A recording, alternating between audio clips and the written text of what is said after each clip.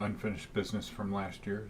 This is the Drought garden tour from the summer.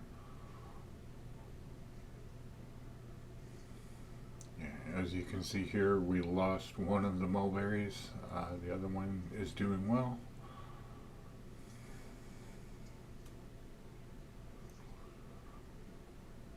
Had a little bit of a problem with the drip system, so that has been addressed now.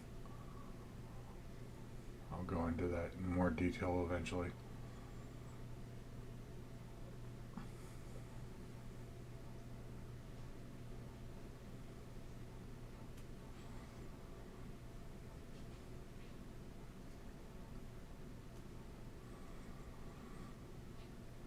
So looking over here, the apple tree has survived the cedar rust and has reproduced leaves. So hopefully this will be the end of that problem.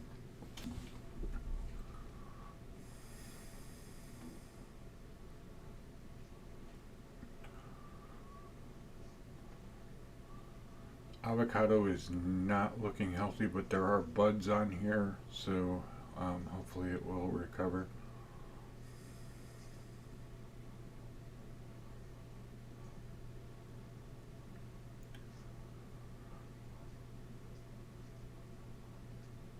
And the lime tree, the leaves are curling. This is definitely under stress. And looking at these lemons, we did have a few fall off of there, so I went ahead and harvested those. Interestingly enough, they are only turning yellow on one side, so I'm not sure what happens there. We're just waiting to see if they ripen the rest of the way. Black sapote is looking really nice.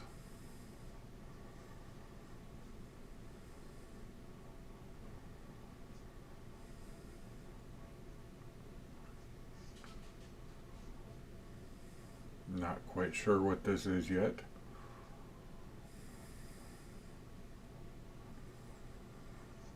Here we have the peppermint. It kind of survived. We'll see how it does over the winter. Need be able to replace it.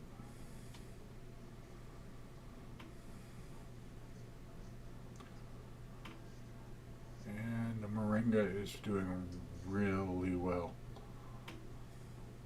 It's a drought tolerant plant, so its companion over here, the rosemary, is doing really well too.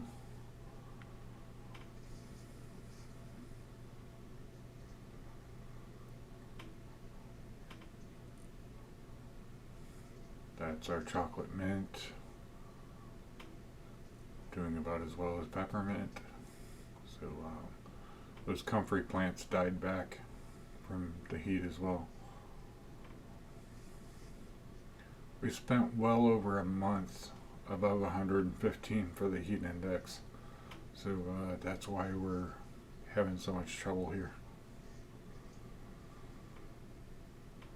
Corn is completely dried up.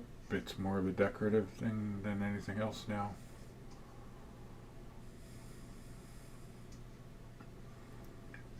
And these tomatoes are not going to do well. All this stuff is going to come out for the fall planting. Cherry tomato vines completely dried up.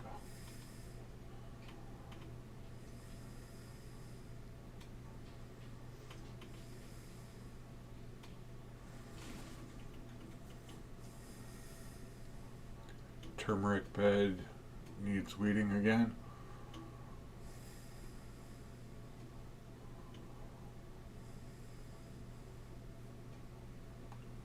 Little prairie dog statue constantly gets knocked over by something. I think the squirrels don't like it.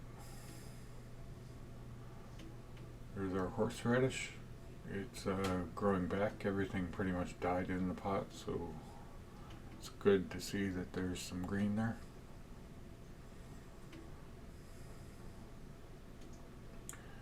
And here is our sweet potato bed.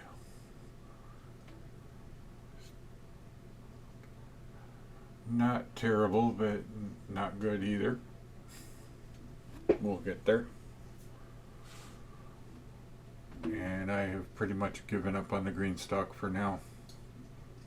Just kind of running damage control. And as you can see, this flower bed is full of sedge. I'll be pulling that out shortly. We are actually getting some temperature variations now, so we're finally getting out of triple digits. It was hot enough that the Malabar spinach did not survive.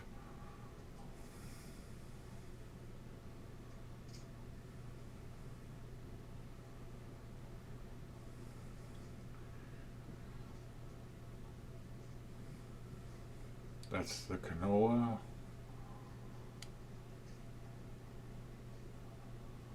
Along with our lone aloe plant.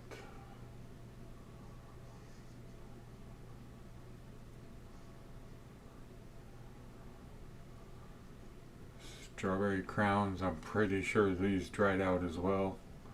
I'll have to probably redo both these beds and plant something else.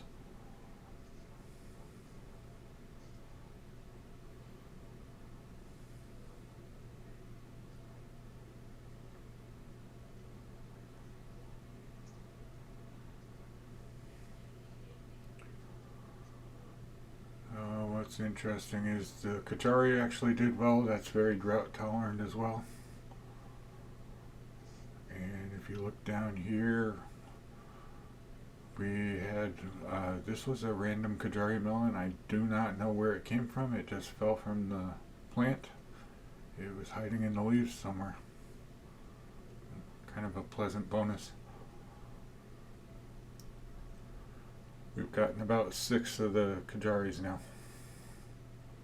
out of this one vine.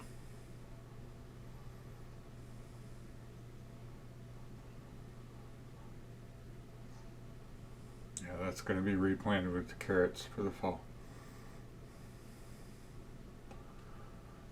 This is our lone tiger melon plant that survived. It's producing fruit. They're pretty small, probably about the size of an apple or so.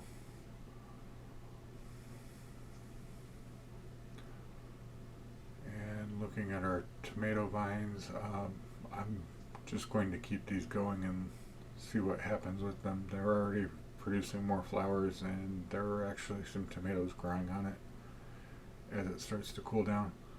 Looking in here, we've got a couple of red curry squash growing. They have not turned red yet, but got another strange shaped one here. The first 2 that came off the vine didn't really turn red. I don't know if that was the drought conditions or not. I've got them curing indoors now, so we'll see what happens with them. I'm going to leave these on the vine to compare the 2. See if we can get these to turn red-orange like they're supposed to be. And looking through this, we've got about 6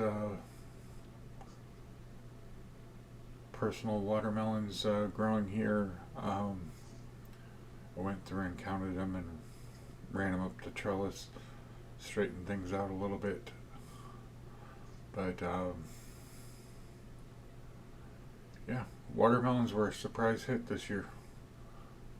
We will have to, I'm kind of getting a feel for how long these need to be on the vine.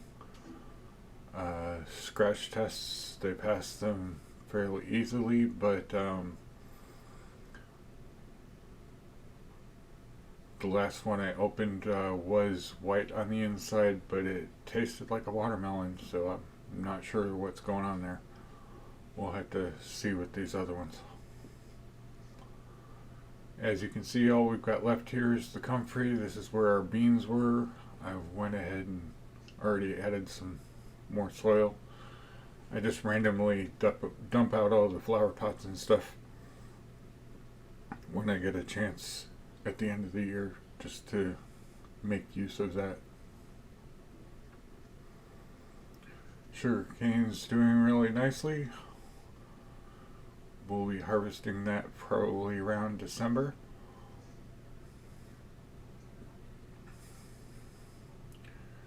There is also some ginger growing in there. As you can see here, the miniature cannons did not come up. I don't know if they were killed in the drought as well. We'll have to wait and see. But this one burned back quite a bit. We'll be cutting that back shortly. A little bit more comfrey there.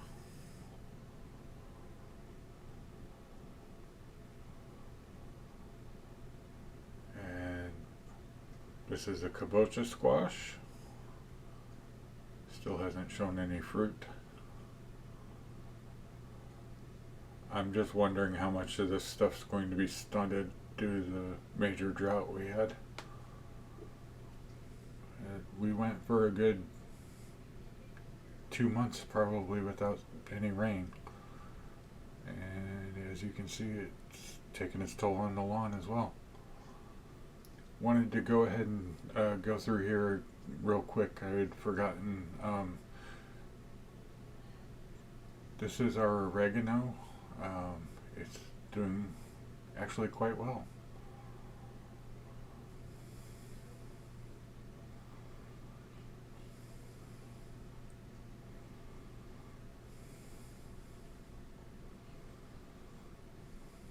And thank you for watching.